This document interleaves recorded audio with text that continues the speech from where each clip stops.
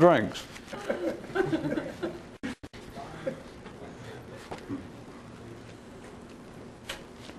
Local reality so assured one group of temporarily agitated citizens, quoting now, "Look, if it was important for you to know the purpose of life, wouldn't life have told you by now?" And them being the simple sorts that they were in fact comforted and silenced. I already pointed out to you that reality is worth every cent life pays it. Facts. If you look where everyone else looks, you'll see what everyone else sees. Everyone is blind. Facts part 2. If, over a sufficient length of time, you paint man transparent, the ordinary will believe you colored him red or green or something. Facts part 3. Many things are connected, but if you look with but 2 eyes, you'll miss it. Every time the ordinary plagiarize their betters, they beam. Everybody is the ordinary's betters. Yeah, I know this is irrational, can't be so. That's why men hang out together in large groups.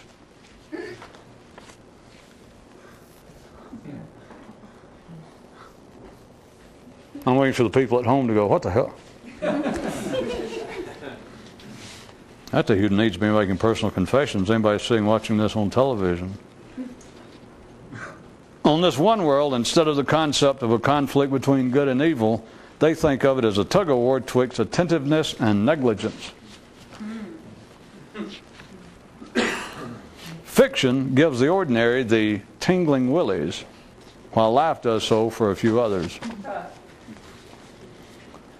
Song correction. Oh, the foot bone connected to the mind bone, the leg vein connected to the mind vein, the stomach juice connected to the mind juice, the lung sacs connected to the mind sacs, and here stands the structure of a man. Travel update. The simple, one and all, want to leave home, yet none know where they live. To himself, one man sighed, "Ah, if only my thoughts could speak coherently the tales they could tell." The days in which men routinely live doesn't seem to be a days until you notice it. One man had a sports team that played every day when he was away. God, how he hated that team. Hormones can make your eyes light up, but it takes special ones to do the same for your brain. Then there's this other world on which, instead of the notion of a conflict between good and evil, they look upon it as a strife between glue and grease. And one land burned many fires, and as soon as one seemed extinguished, a new one would pop up to take its place. And on the fires raged. The way you keep from being an idiot in the city is to change your name from idiot to something else. It is reputedly alleged that one man explained so well his metaphors that they began to appear transparent, and in fact seemed to track the reality of life itself. Idiot.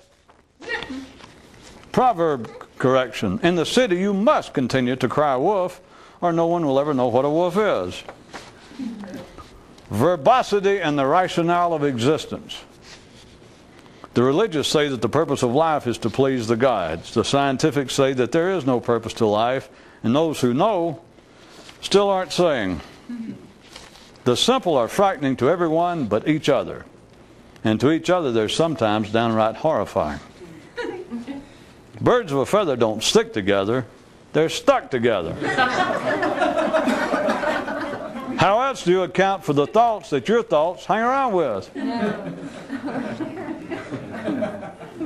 The simple tend to take some things too personally, and other things not personally enough. And in both instances, they even have the wrong things to begin with. Men who say that they have mental problems of a non-physical nature all have but a single problem. Their autopilot is out of whack. Take away his words and clothes, and what is a man's personality? His hormonal balance. Way number 67, to tell if you are truly ordinary. If you hear someone shout, "Oh look, a puppet show," you turn around to look for it.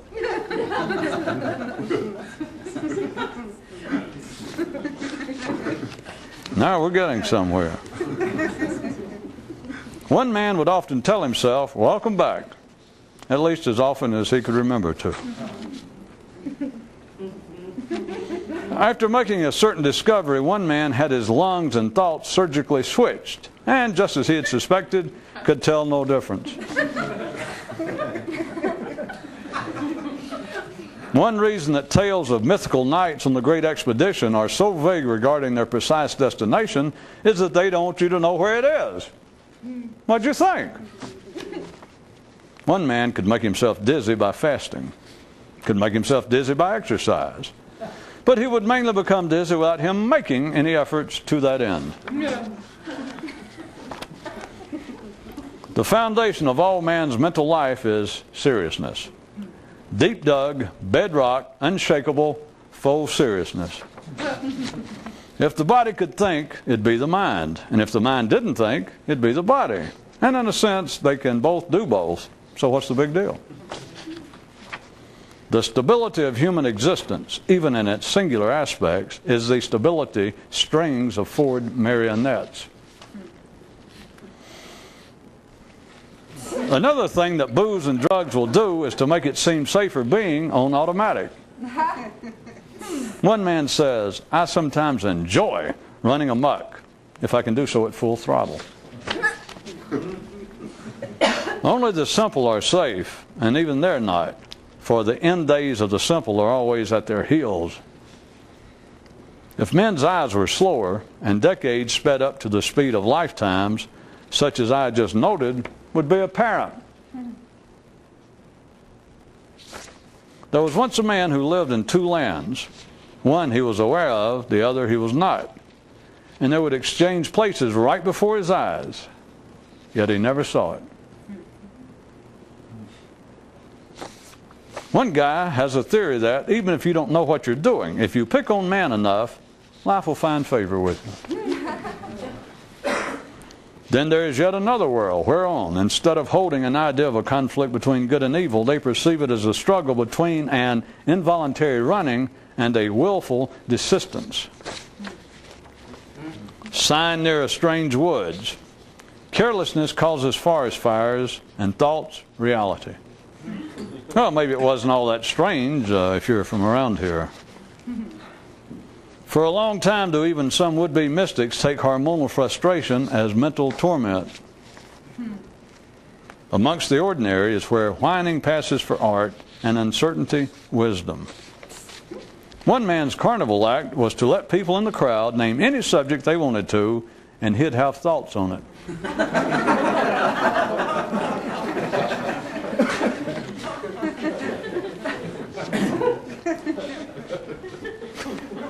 One man explained his present difficulties by telling how, as a child, he had stuck his tongue to a cold passing train.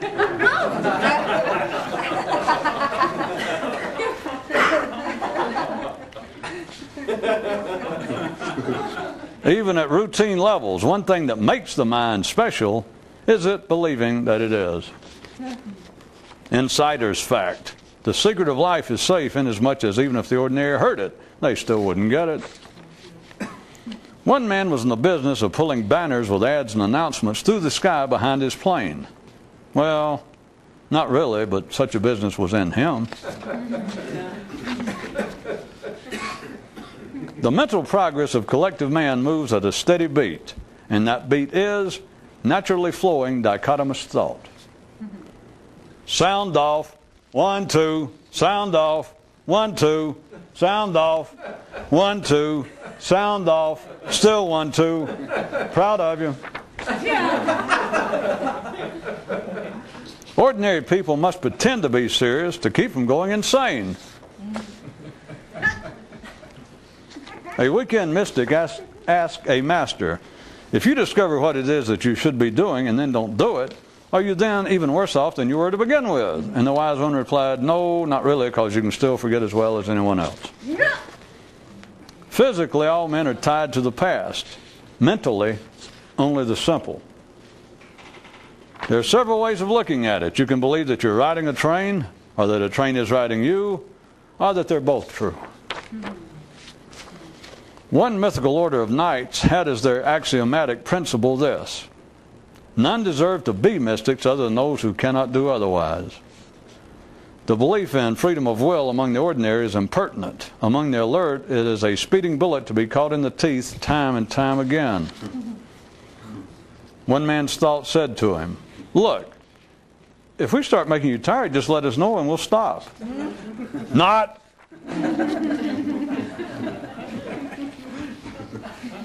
When one man heard that others struggled to achieve altered states of reality, he thought, "I'd be satisfied to just fully experience this one." One man pondered, "If thoughts are the train and my mind the tracks, then how can I grease the son of a bitch?" One man knew an unusual story and found he could tell it in a way that made it sound less unusual, or in a manner that made it sound more so. But he could not convey it in its exact state of unusualness. At the basic level, the main job of myth is to turn verbs into nouns for the benefit of the simple.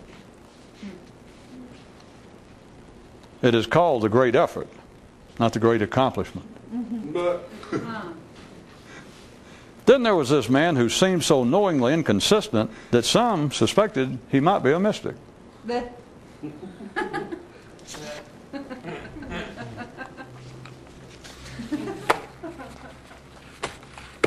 Physically, everyone is tied to the past. Mentally, only the simple. And you know that I use the simple in a specific way. I can just say ordinary people, the mainstream of life, because they and everyone, including you, operating at the ordinary level, are simple-minded. And if you take it insultingly, if you take it as an insult, it just shows how simple-minded you are. Because if you know anything about the workings of the human nervous system at the upper end, which is the only place worthy of a man's attention past 10th grade biology, then you know that the mind is simple. The mind could be poster boy for simplicity. It should be a runner. It should be an ambulance chaser for simplicity. That's the basis of the mind. If it were otherwise, you would not be sitting here. If it were otherwise, there would be no such ideas as transcendental reality or mysticism of some sort of knowledge, some sort of understanding beyond that of the literal mind and beyond that of which is verbally describable.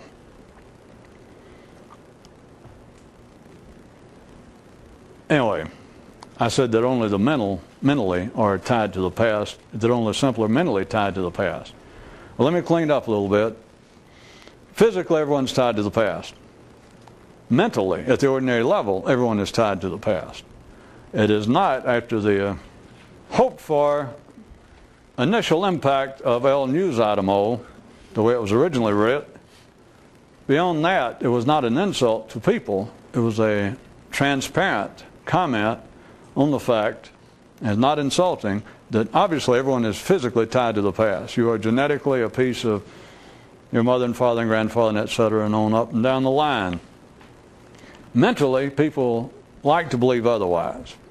They take into account certain conditional exemptions, especially when they are ill, which mentally is primarily all the time. If they whine and complain, the more sophisticated they are, the more you tend to whine and complain, but you find it to be an exception. That's why you want it cured. You didn't lose your place already, did you? Well, maybe I did. You simple shit. Oh, I'm sorry. I knew that man I just insulted. No wonder he deserved it. Anybody that knows me deserves to be insulted. Everyone knows that they're physically tied to the past. If you try and make a blanket statement to ordinary sophisticated people that they are mentally as tied to the past, they would take umbrage at it, other than the aforementioned exceptions. They would say, they would take direct umbrage at me saying that you are equally, similarly tied to the past mentally. They would say, no, that is not true. I am not as tied to the past. Or they would say, man is not as tied to the past mentally as he is physically. Then they would want to offer the exceptions, such as, well, all of us, or most of us who are sophisticated and educated enough to realize it, are tied in a negative, traumatic way somewhere to the past, in that we have been harmed. We are still dealing with unconscious feelings and thoughts of past occurrences. But they would say, other than that, if a man was speaking, you understand, he's speaking, instead of taking it personally, he is speaking now himself in the third person. Generically, he would say, people are not as, see, he's reacting to what I said. Don't lose your place already. Again, he is reacting to what I said, that people are not, that ordinary men are not as mentally tied to the past, as victim of the past, or as tied to the past as they are physically. And then he would say, oh, well, we all have certain little ills, certain little subconscious traumas of things that have happened to us that we do tend to remember, that they do tend to hold an unholy and unprofitable grip on our attention periodically, which is the whole point of mental health professionals, the whole field of mental health. All of that is, us advanced mental health professionals would say, is unadulterated horseshit. You know, they're ordinary, it's all right. It doesn't hurt anything, but if you believe that, you should come up and sit with my friend here. Men are as tied to the past mentally as they are physically. But other than that which they will bring up as being exceptions. But remember, they point them out as exceptions on the basis that they should and can be treated. Else an educated, intelligent man would not be seeking counseling. He wouldn't even be buying a book on how to cleanse yourself of subconscious traumas or whatever the latest is. Any self-improvement book outside of building muscles or losing thunder thighs. If it had to do with his inner life, he believes that it is an exception. That is, that he believes that he should not be tied to the past in this unholy, anomalous fashion in which he finds himself partially. And of course, to partially, all of us mental health professionals say, double bullshit. It's not partial. A man is as tied to the past mentally as he is physically. But, notice, the mind says otherwise. And who is to contradict it? Certainly not the body. The body can't speak. Who is to contradict it? A man's mind looks around and says, no, other than those exceptions that we've already noted, I've admitted that, I seem to have some sort of aggressive tendencies toward women, but I know it has something to do with my mother. But other than that, my mind is not tied to the past in the same way that my body is. Genetically, I'm certainly the son of my mother and father, and my grandfather, my whole line, but my mother and father. But intellectually, other than those aforementioned exceptions, other than that, which is an anomaly. Notice, all ordinary people treat an undeniable tie to the past as an illness. Which again is one of the beauties of the way the mind works, that if you can point out an exception, by admitting an exception to a stated transparent fact, you can weasel out of it. Or as us no. A man will say, I am obviously physically a child of my mother and father. Look at the nose, look at the ears, look at the way I'm built. But intellectually, nay, other than the exceptions. But I am not a child of my father. My father was a conservative Christian. I am myself an agnostic. My father was a Republican. I am a Democrat. My father liked the National League. We moved from city to city. I still prefer the American League. On and on. I just picked out easy examples. The mind, without even having to be specific, will dismiss an idea that it is a child of its mother and father. It will, in fact, the more educated and sophisticated ordinary people are, the more that they will support the idea that that is why a man should be educated. That is why a man should seek new experiences, so that he is not so parochial in his thinking. and again, as all of us mental health professionals say, blah, blah, blah, blah. It is just the mind squealing. It is just the mind whining. A man's personality, let's try it another way, rather than this sound like an attack on humanity. Let's leave the mind and feel it in yourself. We don't have to be speaking of other people in the third person. Your mind will reject from the day it is conscious enough to speak and understands any words it says. Do you realize that you're just running on automatic? You are just genetic. All you are, you're just as tied to the past. You're tied to what produced you mentally as you are physically. And as soon as that little mind, as soon as that little brain can think it all, and that little child, it will say, you're crazy. That is not so. If there is anything innate, if there are any latent thoughts, nascent thoughts laying there waiting to be brought to life, any little Frankenstein monsters, no, he was reborn. Any little nascent thoughts waiting to finally be born.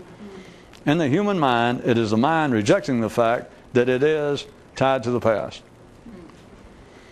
So let's try it from another view. Let's leave man there making his great defense, which if I was attacking man, he was defending it. The mind always wins, because you cannot prove to an ordinary mind that it is tied to the past. But now let's try it another way. Instead of even the ordinary mind taking it prima facie sound as being an attack, look at it this way. Being tied to the past, although certainly not described in such terms, being tied to the past is the benchmark of sanity. What is more sane? What is more indicative of a middle class, ordinary, decent, honest, rational person than love of family? Love of their culture, love of their father's religion, or at least homage to it. At least when they're caught in a corner, they will bring out their past. Can you, that is so obvious maybe you don't see it. The exception, on the other hand, of this story, of this scene would be people who dismiss family, just on the surface, you immediately find them suspect. They're immediately found suspect by the crowd.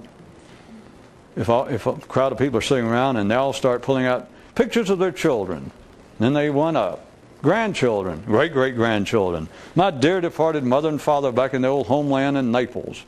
Whatever it is. And if some guy's sitting around there goes, you people ought to get a life. Don't let me bring out children and throw you. It's still tied to the past. Try it another way. They bring out their pictures of their mother and father and etc. and start talking about it. But anytime you bring out the family, you're talking about the past. But anyone who would deny that, if somebody said, get out of here, you people are crazy. And that's nuts. Don't you have anything better to do? They'd probably say it in a worse manner. But you would know, if you're an ordinary person, you would know at the first sound, as soon as you saw where that sentence was going, as soon as you saw the look on their face, if somebody walked up to you and you were there showing another person there at the bus stop, pictures of your dear departed mother and father, whole family pictures of you, and you're just feeling so good about it. Another person goes, waiting for their turn to show you their pictures. And suddenly a stranger looks over your show and goes, yeah, I hate that kind of crap. By the time you even heard where the sense was going, you would know that this person is not mainstream. This person is not stable. It is one of the continuing paradigms of sanity and mainstream intelligence, is to take family, which is the past. Like I said, surely you people are good enough bragging about your grandchildren or feeling like, well, here it is. Here's me. Here's the next generation, my dear little son. That's the past.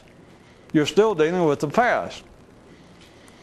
That is a sign, though, rather than, as I said, rather than an ordinary person taking what I've said thus far as being some sort of attack, it is also an absolute sign of sanity, of stability. So then what are we left with? You're left with the fact that if you operate within the general structure, the whole flow of time and space is perceived by man, with all of its genetic ramifications, with all of its genetic physical drawbacks, is perceived by you, and all of its genetic boons and favors as perceived by you, then what are you? You mean besides simple-minded? Yeah, nothing. You're not even conscious, because you are tied to the past, and all you got to do is look.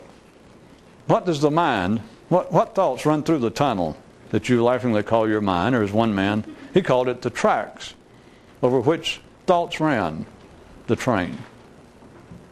Because you notice, if you recall, he had a comment after that. But if you look at the thoughts that go on and on, what are they? What time period are they in reference to? Do we all want to guess? Let's narrow it down to the bare bones that there are only 3 commonly perceived time zones. Now, then, and the future. Which one? Do we all want to write it down and guess? Isn't that something to ask a man and guess what goes on in his mind? And people will seriously look like, hey, that's cute. Let me think. Don't bother, sir. And to what are your thoughts tied? Of course, the old trick is always being, if you stop and look, suddenly they're not tied there. But all you got to do is keep looking, because you can't undertake that and sustain it for more than what? Once a minute? Once a day? Once a decade? And my friend here said that you can even push the truth too far so that it becomes offensive even to the more alert. Thank you for that comment. I'm sure we're all much comforted. All of us simple-minded, that is, are much comforted by that thought. The thoughts that constitute an ordinary man's personality, if you could sever them physically in some way from the past, if you could sever them from the redundancy of what he thinks, what would he be? Yes, you. He guesses crazy. I would have preferred insane since we're filming, but I'll take crazy. You would fall apart. Psychology would say your personality would disintegrate.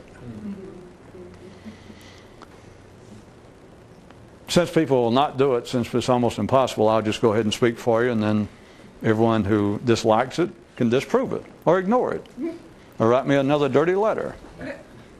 That's in care of Fred Rogers, Oklahoma City, Oklahoma. Zip code number. The ordinary mind's thoughts are absolutely dependent upon the past. The thoughts that ordinarily occupy a man's mind are somewhere in the high 90% centile of reference to the past. If you get really good, I don't have to play this, the thoughts that ordinarily occupy the mind are 100% dependent upon the past. But that is too in your face, and most people can't really deal with that. But once you see it, it's true. Once you see it also, you might then perceive why I keep bringing up the idea of originality and creativity. And it's not necessary that a man have any particular artistic talent or musical talent or any specific observable talent. The talent is being able to sever the thought processes, or your mind, from the thought processes which are absolutely, at the ordinary level, tied to the past and dependent upon the past. If there's anything that's the antithesis of creativity, it's what? The past. If there's anything that is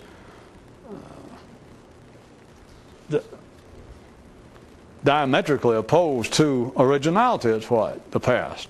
You can't have it both ways. The attempt, if a man could be original in what he was thinking, then you would never think about the past. You would not think redundantly. The thing about the past, it gives a sensation of stability. It operates at such a speed, I know it didn't make much sense when I read it to you in the middle there, but it was at the tail end of one of the news items that pointed out that if man's... Be right back.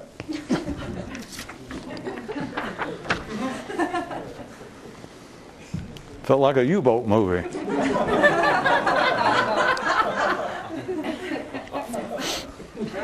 Now let me try this one again now. It's right where we're talking about. Only the simple are safe, and even they're not, for their end days. The end days of the simple are always at their heels.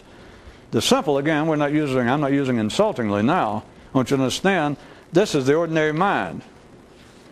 They are safe. And even they're not, though. For the end days of the simple are always at their heels.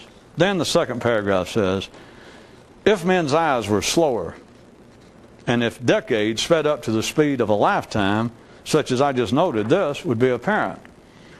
And what this has to do with is that an individual at the ordinary level, his thoughts are going to always be tied to the past. He is genetically tied mentally to the past as much as he is the size of his ears and the size of his nose and etc. The shifting of how humanity as a whole, some group, let's just say a group of people. You can take anything to a nation, just a whole group somewhere, a subdivision of humanity. And then it happens humanity as a whole, but that's, again, so simplistic and in your face that most people can't see that. But in one given area, the thinking of those people, if that group is viable, if they're going to continue, if they're not about to replay the fall of the Holy Roman Empire and disappear and follow dinosaurs and Edsels, if this group of people is going to survive, then over a gradual period of time, their connection to the past as it was, let's say in generation W right here, then the next generation in the same area, generation X after them, their thinking, where they're tied to the past, you understand, will be perforce shifted from what the previous generation was, because now part of what they're tied to is the generation that's gone. You understand? It's simple mathematics. They now have an additional past to which to be tied. So thinking does change. The thoughts that go through people's mind, the thoughts going through people's minds in Oslo today as a whole, the sane middle of the mainstream of life in Oslo, the thoughts of those people are tied to the past in a way that does not perfectly track and match that which was happening in Oslo, the mainstream, 40 years ago, even less than that, but a generation back, a good generation back. An individual man at the ordinary level, though, will have no such experience. He can live to be 80. He can live past, in sociology, and I guess psychology too, it's considered to be a decade or a generation. A generation is 20 years. And at one time that had some validity, and they may still use it for statistical purposes. Then you might think, all right, if everyone, just an ordinary man, if he is mentally as tied to the past as he is physically, if that be correct, then if I'm speaking now from someone's outside view, taking what I just said. And they said, all right, if that's true, and then what you also said, that over a period of past a generation, that their thinking is changed. It's just changed. It is not exactly the same because they now have additional past to which to be tied.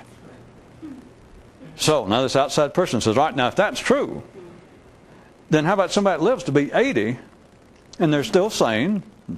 They don't have Alzheimer's. They're still sane. Then they have had 4 generations that they have just, if they're just ordinary people, if they're still alert, paying attention to life, they have had 4 generations that have changed while they were in its midst, while they were still alive on this planet physically and mentally. Then their thinking would, perforce of the circumstances, have changed. At the age of 80, they would not be of the same thought processes as they were at 20. Do you follow that? And it sounds right, which also gives rise to the real fast fortune cookie idea that, the wisdom of the aged. And then, of course, you have to eat your cookie and leave before you think about it or look around at all the old people.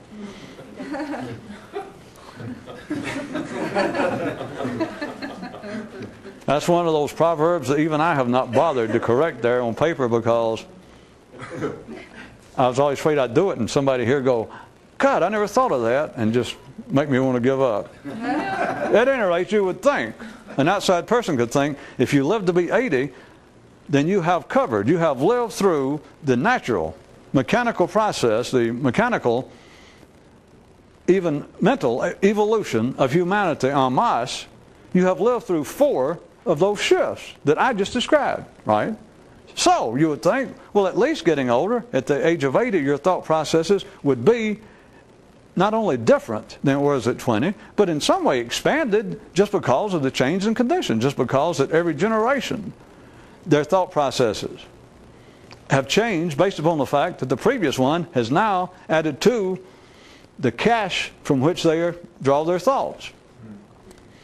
Yes. That is all very reasonable and rational and almost irrefutable, except it's horseshit. Because if you notice, not only does a man not have his thinking expanded at the age of 80 over 20, somewhere past the age of 20, usually about 20, and I'd say a week and 4 or 5 hours, his mind begins to atrophy. So, here's the justice. A man can live here 80 years, and he could even hear this. Right now, some 80-year-old person or some 79-year-old man could be listening to this right now on TV and go, wait a minute, tomorrow's my birthday, and you're right. That means I'll be 4 times, at least in some mechanical way, my consciousness, my thought processes, at least tomorrow will mark the 4th time that there has been in my lifetime that I have been in the midst, 80 years, of a shift, which in a sense is a lateral expansion of human consciousness. I will be 4 times better off. Maybe in some small way, but I will be 4 times demonstratively more expansive in my thinking than I was at 20, as per you, as per your comments. Yes. But as I said, except for the fact that at the age of 20, most people's mind goes south, takes a vacation, becomes part of the national forest in Arizona. It's beautiful wood, but it's no longer growing, folks. It's known as petrified. Or as mental health professionals in Mississippi say, petrified. Which always sounds better because they normally kind of screw up their nose like putrid. Anyway, you got to... Sometimes you're not sure exactly how much mental health professionals, especially in Mississippi, intend as irony and humor and how much is unintended. I say that magnanimously because I know how much is unintended. But I will not pick on my fellow healthcare professionals, my brother healthcare professionals. As long as we're there, does anybody like the idea that it is now accepted, it is almost an admirable term, people seem to glow, health care, and you think, wait a minute, if you had any health to begin with, why do you need somebody to care for it? You know? Not true. That's why men collect in groups. That's why we have institutions. Once you get past the physical level that draws people together, there's no doubt about that, there is the physical attraction that is inherent in all pack animals. There's sex, and there is even, it's just a hormonal drive of pack animals for men in general to seek the company of other men. There's nothing weird, nothing strange. But mentally, think about it a second, what is there inherently in the human mind that you seek? You can't mentally have intercourse with somebody. You can't mentally go up and just, like you can physically, you can be just feeling sort of lonely or be in a city and not, you just, for whatever reason, you're just driving along on the way to a new job, or you've left your girlfriend and you've driven all night and you're in a new state and you don't know where you are, and you just suddenly sort of getting the blues, and there's a Huddle House or a dentist and you pull over and it's just like you suddenly won't. As I think it's oftentimes called poetically, the warmth of human companionship. And it does work. I mean, that's very common. People, you do it all the time without thinking about it. People go out shopping, window shopping. People go out, but anyway, a man will stop and go in he's in a strange locale by himself. Circumstances a little uncertain, like I was trying to give you a scene of something new. He's going off to a new place, a new life. But just to pull in, he's been driving all night alone there in the car, to go in and just sit down at the counter, and another stranger, some truck driver, somebody you don't even know, and a waitress, somebody come up and just say, hello, what would you like? Here's a menu. And it's just, you didn't want anything. You sip on coffee and then get up and leave and you feel better. Nothing wrong with that. But I'm just trying to take an easy example. Think about it right for a second, because no one ever has before. I don't mean just you, no one ever has. What is there mentally similar? What can you it shouldn't take you but a second. What is there mentally about man that equates with that? Nothing. Now I could start playing metaphorical games from an ordinary view, which I can do in a minute, that men explain it after the fact that they do it. But there is nothing inherently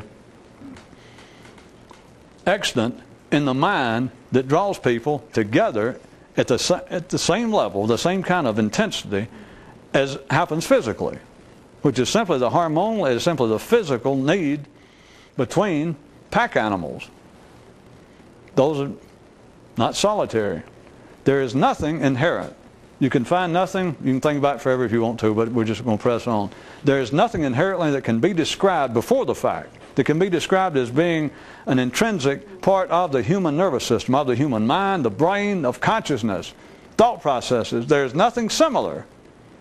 I mean, your mind can't go over there quietly and sit by another mind and feel better. And as I said, I was trying to point out there, obviously your mind cannot go have sexual intercourse with another mind. Your mind cannot, when it's feeling downhearted, silently go up. And I'm going to get to what people will be wanting to bring up exceptions to this, because they do it after the fact to explain it away. But your mind cannot go up and another mind silently go, oh. Like a kid run up. Or like you might run up to a good friend or your boyfriend or girlfriend when things hadn't gone right, and you just go in, you don't have to say anything, you just go. Another person, if they care for you and they got some feeling, they go, oh. You might not have to say anything. You hug somebody. Oh. What is there similar in the human intellect? Nothing. Nothing. Then the question would become, from ordinary people, they would be chomping at their good old greasy bit by now, one go, no, that's not all true. Because people love to get together and discuss things. Why do we have universities? Why do we have experts so that people can go and get other people's ideas? This is all after the fact, though.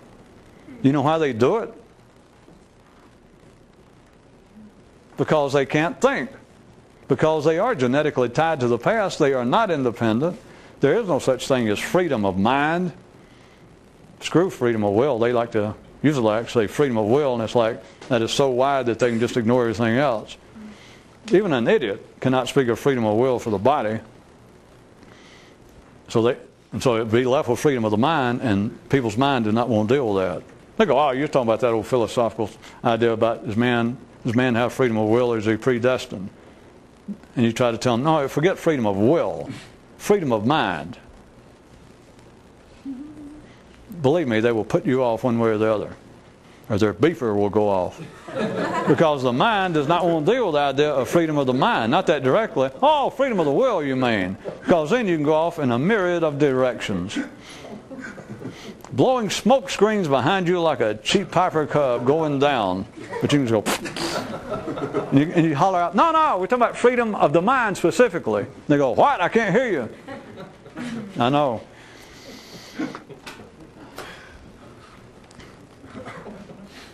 There is nothing indigenous to the upper end of the human nervous system, to wit the mind, that has that need for companionship at the same level. There is no neural need for companionship equal to that of the hormonal level. Let me put it that way.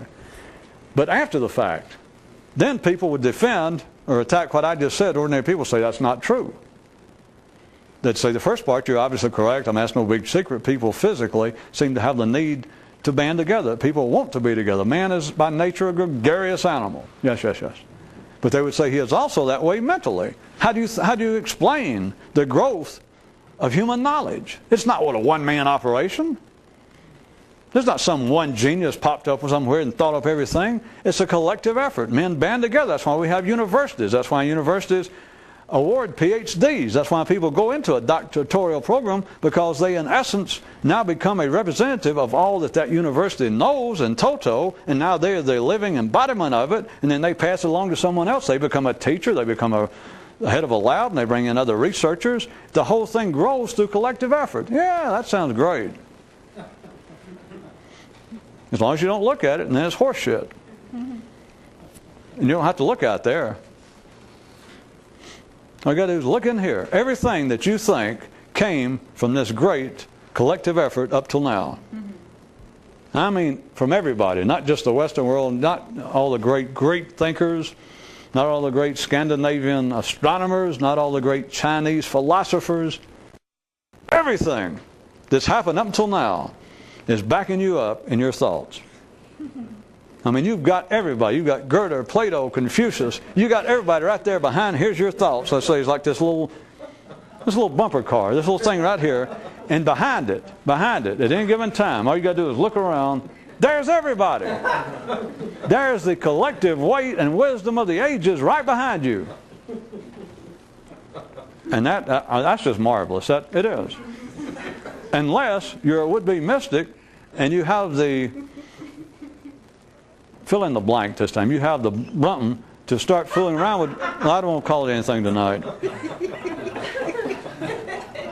That you have the to try and see what's going on just simply in your mind. From no view, not my view, not from a Christian view, not from a philosophical, not from a Sufi, not from a Zen view. You just look up and you realize, I got this team and they keep playing a game whenever I'm not home. Every time I leave town, they start playing this goddamn game. This is some kind of sports team I got, and they play it every time I leave town. At any rate, you look up and you see what thought is and this whole idea. And it's a fact, genetically. Here's how we're tied to the past, back to that. Right behind you, your thoughts running along like this train, and right now your thoughts, let's say right here, and you suddenly stop and you look. And right that second, all you got to do is look over your shoulder. It's a fact. The whole weight, wisdom, and collection of everything that's ever been thought before is backing you up. You're not there alone. You're not some kind of nude engine out there. You know, some embarrassed engine out there by yourself, and suddenly somebody stops you. You're choo-chooing along with all these spouting all these great ideas and this and that, and suddenly somebody calls your hand and kind of stops you like, what do you think you're doing? And you kind of get stopped, and you look over your shoulder and you realize, uh-oh. It's like the old kids game when a whole bunch of guys, when the bully of the neighborhood decides to whip up somebody's ass, and he seems to look at you and all your buddies, 3 or 4 other little nerds like you. They go, hey, take him on. We're right behind you. He can't beat all of us. And they kind of push you out, and first you end up right there, about to meet, your nose is about to greet his fist, and you think, all right, guys, let's get him. And you look around, you'll be alone. See, that is what you might think has happened if you could see it in a certain way. That you look back over your shoulder, and it is the collective wisdom that of what everyone has ever thought before is right behind you. Unless you look here, and you realize what it is, there's nothing behind you worthwhile. It doesn't mean it's good or bad. It doesn't mean that they were idiots. But it has nothing to do with consciousness. It has nothing to do with the possibility of being enlightened, more awake, of refining consciousness. There's nothing wrong with it, but people do not realize what it is.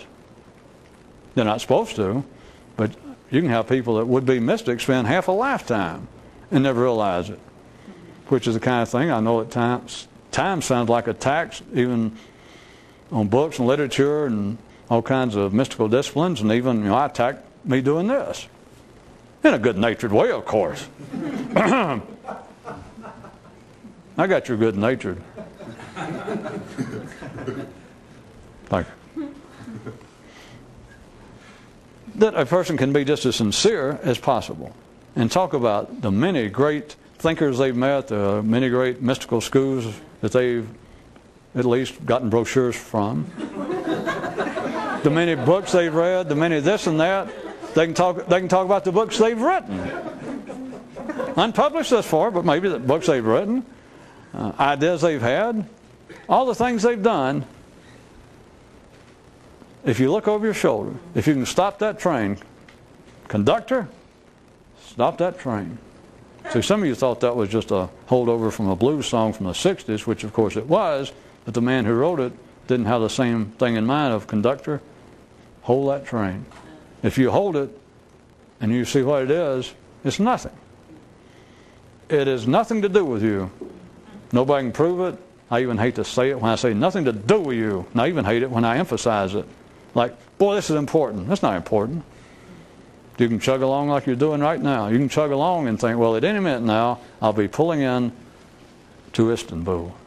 I'll be pulling in to Buddha land.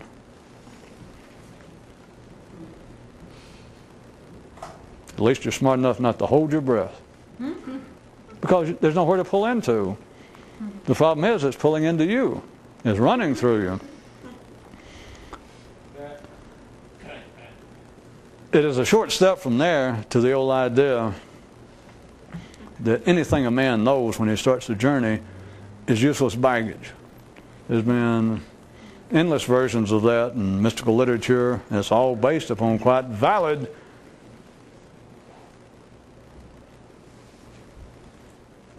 based upon genuine validity. Try that. Well, see, there is no description. It is based on something. How about that? But then it's also a variation of saying, well, if someone says, how can you be more conscious? What would it be to more conscious? What would it be? Can you make any description? And somebody might say, well, all right, consider right now everything you know. Just kind of consider everything you know. I mean, everything in your mind. I don't mean that you know for a certainty, but suspicions you have, ideas, beliefs, hope, but everything that your mind has ever entertained and that you could still remember, that somebody could bring up and you go, yeah, I thought about that. No, it's not something that you just ran through your mind and you went, oh no. But everything else, picture it like that. And the man goes, okay. And you go, all right. Everything in that is just shit. Just forget it. It means nothing. And there are many people that will get the same way as I point out from fiction, the ordinary, they can get momentary kind of tingling willies. People go, a lot of weekend mystics, would-be mystics, do that kind of stuff, in case you don't remember. They like to go, like I'm either about to have a low-level mystical experience, or I'm about to have the vapors, or I may swoon, as ladies used to say before the turn of the century, back when ladies were ladies, and men never even considered feigning.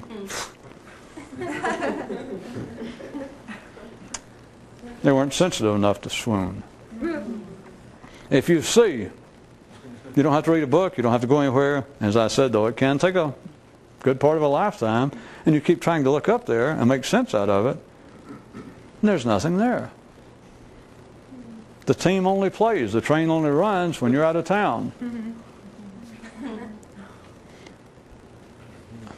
And again, I'll end by making everyone at least feel comfortable.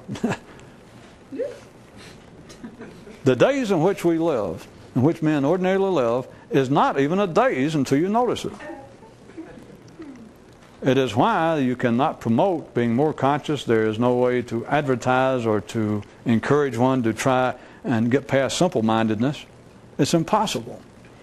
Because living at that level is efficient.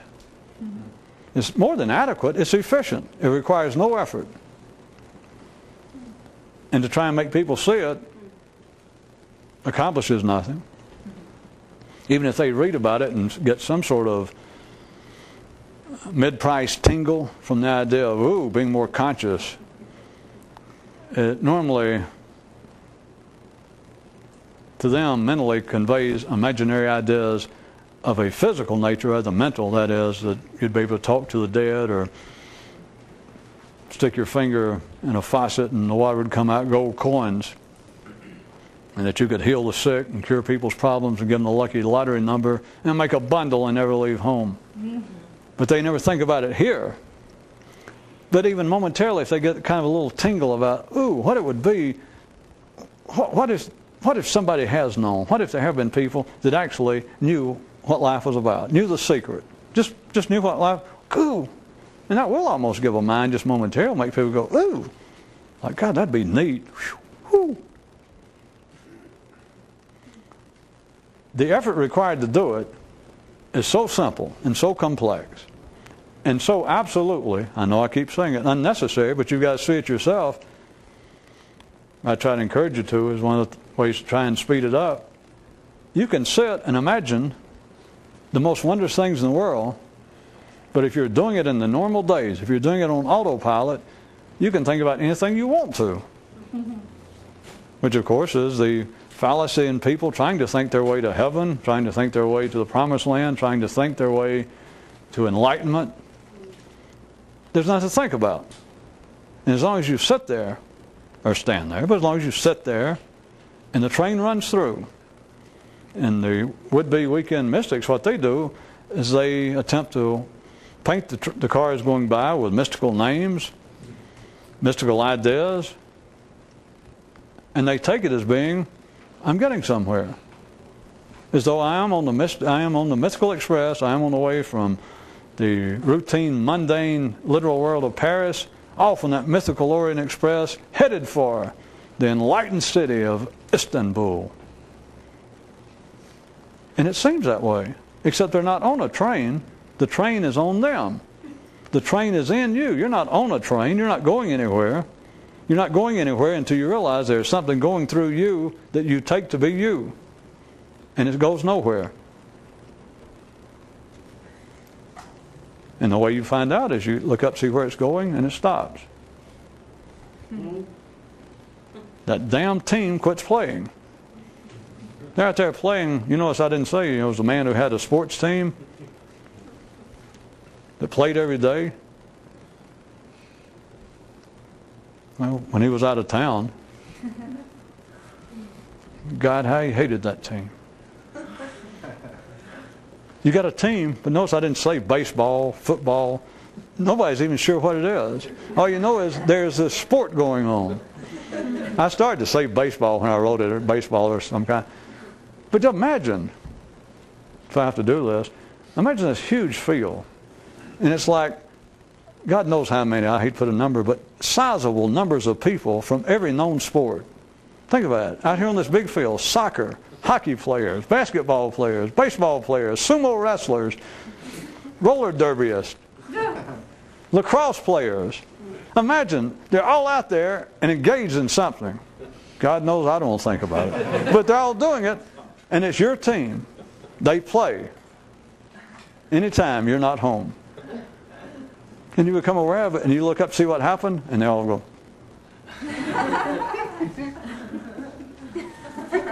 And you look off, and they're all back playing. You say, well, I got more important things. I got this new book about being more awake I got to read. Get out your hockey puck, get out your roller skates, get out your helmet and shoulder pad, get out your fielder's glove, and join them. As if you ordinarily have a choice.